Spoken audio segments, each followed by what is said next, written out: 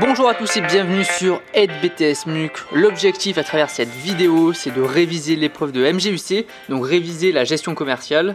Et si vous voulez aller justement plus loin et réviser en seulement quelques minutes, vous pouvez aller sur le site, tous les liens sont en description. Il y a plus de 80 fiches de révision pour votre épreuve de MGUC. Allez, c'est parti. Trouver justement le chiffre d'affaires prévisionnel. Alors pourquoi j'ai mis ces deux méthodes ensemble? C'est tout simplement parce que le cheminement, alors, il y a juste le concept en soi qui est différent, mais le cheminement c'est exactement le même, c'est le même principe à faire. Donc bon, je les ai réunis comme ça.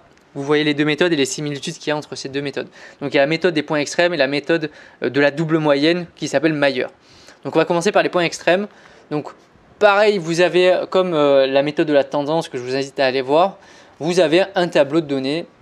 La seule différence que vous voyez par rapport à celle de la méthode de la tendance, si vous allez voir l'autre vidéo, c'est que j'ai rajouté une ligne qui s'appelle les X. Donc plutôt que de marquer 2010 à 2019, j'ai mis 1, 2, 3, 4, 5 jusqu'à 10 pour 2019.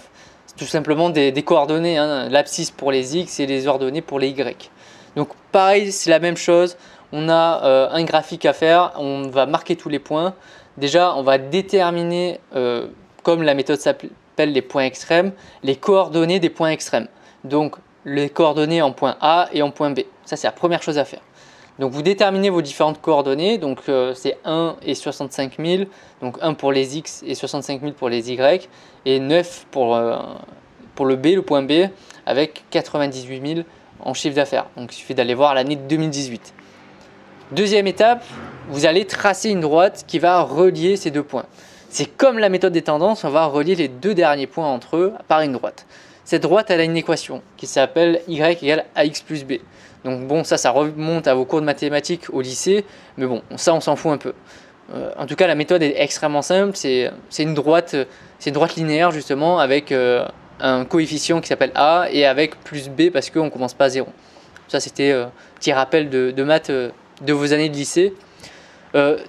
Donc, on va déterminer cette équation. Donc lors de la diapo suivante, je vais vous expliquer vraiment comment on détermine cette droite, avec précisément quel calcul on fait. Comme ça, vous verrez exactement comment on fait. Donc une fois qu'on a fait nos calculs, on a une certaine équation. Donc y égale 4125 fois x plus 60 875. Donc ça, c'est l'équation de la droite qu'on a représentée entre le point A et le point B. Troisième étape, on va remplacer maintenant, vous voyez que le but c'est de déterminer le chiffre d'affaires et le chiffre d'affaires ça correspond à Y. Donc il va falloir trouver sur cette droite, sur l'axe des Y, le montant pour 2019. Et vous voyez que X il est tout seul. Donc X il va falloir le remplacer par justement le X de 2019. Et quand vous regardez dans votre tableau, le X de 2019 c'est 10. Donc vous allez remplacer tout simplement le X de la formule par 10 qui va vous donner justement le chiffre d'affaires prévisionnel qui est de 102 125 euros. Vous voyez bien que la méthode des points extrêmes elle n'est pas si compliquée que ça. Il faut juste réussir à mettre en application les étapes par étape et surtout à déterminer l'équation de la droite qu'on va voir juste après. Une fois que vous avez cette équation, vous n'avez plus qu'à remplacer le X par celui de 2019. Donc moi dans mon exemple c'est 10, ça aurait pu être 8 s'il n'y avait que 7 points avant. Voilà, donc là c'est 10 et ensuite ça vous permet d'avoir le chiffre d'affaires prévisionnel. Donc on va trouver maintenant l'équation y égale à x plus b, je vais vous montrer ça en détail. Donc première étape, vous déterminez vos différents points. Bon ça j'ai déjà dit. Donc x et y, donc les abscisses et les ordonnées. Deuxième étape, vous savez que maintenant vous remplacez justement par l'équation. Donc vous avez y égale à x plus b pour les deux, pour le point A et le point B. Vous avez juste à remplacer justement les coordonnées, les différentes inconnues par ce que vous connaissez. Donc le y pour le point A c'est 65 000 et le y et le x pour le point A c'est 1, donc ça fait A plus B. Pour le point B, le y c'est 98 000 et le point et l'inconnu x c'est 9. Donc vous remplacez, ça fait 98 000 égale 9A plus B. Deuxième étape, vous avez juste à faire du remplacement, à reprendre vos coordonnées et à les remplacer. Troisième étape, on va soustraire justement ces deux équations. Donc moi j'ai mis, généralement on met celle qui est la plus grande, donc là c'est le point B qui a 98 000. J'ai mis 98 000 moins A, moins l'équation de A. Donc vous avez juste à remplacer. Donc ensuite, c'est une soustraction basique. Bon, c'est la différence, c'est qu'il y a plein de symboles, il y a plein de signes dedans, mais c'est exactement la même chose. Donc 98 000 moins 65 000, ça vous donne 33 000 pour les Y. Et ensuite, quand vous faites 9A moins A, ça fait 8A. Et B moins B, ben, ça fait 0, donc on ne marque rien. Donc voilà, donc ça c'est la troisième étape. Maintenant, vous voyez bien qu'on n'a qu'une seule inconnue. On a juste l'inconnu A à déterminer. Donc maintenant, on va remplacer justement. Quatrième étape, on va déterminer l'inconnu A. On va remplacer, on va résoudre justement l'équation. On sait que 33 000 égale 8A. Donc ça, c'est ce qu'on a déterminé avec la soustraction des deux équations. On va faire passer le 8 de l'autre côté. Donc comme c'est à multiplier, on va le diviser. Ce qui nous donne A égale 4125. Maintenant qu'on a justement déterminé l'inconnu A, il va falloir trouver l'inconnu B. C'est la cinquième étape. Et là, c'est extrêmement simple. Vous prenez une des deux équations. Soit vous prenez B, soit vous prenez A. Donc là, j'ai pris B par exemple. Donc 98 000 égale 9A plus B. Dans l'idée maintenant, c'est de remplacer l'inconnu A par ce que vous avez trouvé précédemment dans l'étape 4. Donc vous voyez bien, je fais 9 fois 4125. Ce qui me permet d'avoir B tout seul. Puisque bon, quand je fais mes calculs, après je trouve 37 125 et je l'enlève de 98 000 puisque je le fais passer de l'autre côté. Un plus devient un moins. Donc ce qui nous donne B égale 60 875. Donc ça c'est dans l'idée, c'est ça. On reprend l'équation, une des deux, on remplace par A, donc 4125, et ensuite on trouve B. Et une fois qu'on a trouvé B, on a notre équation, puisqu'on a trouvé A et B. Ce qui nous donne Y égale 4125X plus 60 875. Et donc après, votre prochaine étape, il suffit de voir le précédent diapo.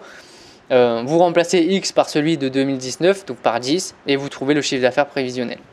Donc ça, c'est la méthode des points extrêmes. Il faut vraiment le faire plusieurs fois, respecter chaque étape, et vous verrez que c'est extrêmement simple. On refait toujours la même chose. Maintenant, la méthode de Mayer va fonctionner pareil, il y a juste une différence. Donc première chose déjà, c'est que vous allez prendre votre tableau, exactement le même, donc avec les années, donc l'axe des abscisses où on va affecter à chaque année un point, donc 1, 2, 3 jusqu'à 10 pour 2019, et ensuite l'axe des ordonnées avec les ventes. La spécificité, c'est que vous allez séparer votre tableau en deux. Donc on va séparer de 2010 à 2014, donc il y a 5 années, et de 2015 à 2018, il y a 4 années. Bon, quand c'est impair, vous choisissez soit l'un soit l'autre. Bon, vous faites comme vous voulez. Deuxième étape, on va tracer le graphique et on va tracer tous les points. Et donc vous voyez bien qu'on s'est mis à la moitié, au point 5 c'est la moitié, on a séparé en deux le graphique. Deuxième étape, maintenant on va calculer le point A et le point B. Et là vous voyez bien que le point A et le point B ils sont plus aux extrémités de votre graphique, comme c'était le cas dans la précédente technique.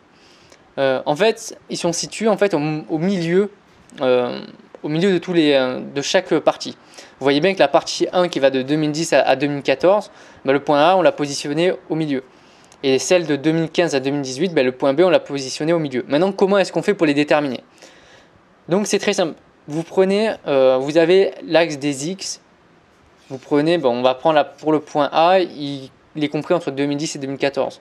Donc, vous faites une moyenne des X, donc 1, plus 2, plus 3, plus 4, plus 5, divisé par 5 puisque vous avez 5 points. Et pour Y, vous faites pareil, 65 000, plus 68 000, etc. jusqu'à 85 000 puisque vous vous arrêtez à 2014, divisé par 5 aussi. Pour le point B, vous faites exactement la même chose. Vous reprenez dans le tableau les X, donc 6, plus 7, plus 8, plus 9, divisé par 4 puisque vous n'avez que 4 points. Pour les Y, vous faites pareil. Ce qui va vous donner un point A et un point B que vous allez pouvoir placer sur le graphique. Sachant que le graphique n'est il n'est pas obligatoire, il vous permet juste de mieux visualiser le truc. Donc ça c'est la deuxième étape. Maintenant, troisième étape, vous allez tracer justement la droite comme à chaque fois qui va passer par le point A et le point B. Et donc l'objectif dans cette méthode, c'est qu'une fois qu'on a tracé cette droite, comme la méthode des points extrêmes, on va devoir trouver l'équation de la droite y égale ax plus b. C'est exactement le même principe. Je vous invite à aller voir la précédente diapo pour savoir comment on détermine l'équation. C'est exactement la même chose. Donc on obtient une certaine équation, donc 4500x plus 58 500. Et comme à chaque fois, en cinquième étape, on va remplacer x par le chiffre d'affaires prévisionnel. Donc on va remplacer x par celui de 2019. Donc ce qui fait 4500 x 10 plus 58 500. Ça va vous donner le chiffre d'affaires prévisionnel. vous voyez bien que cette méthode de la double moyenne, la méthode de Mayer, c'est le même cheminement que les points extrêmes. La seule différence est au début, quand il va falloir calculer le point A et le point B, puisqu'on va séparer le graphique en deux. C'est la seule différence. Après, le reste, c'est le pareil.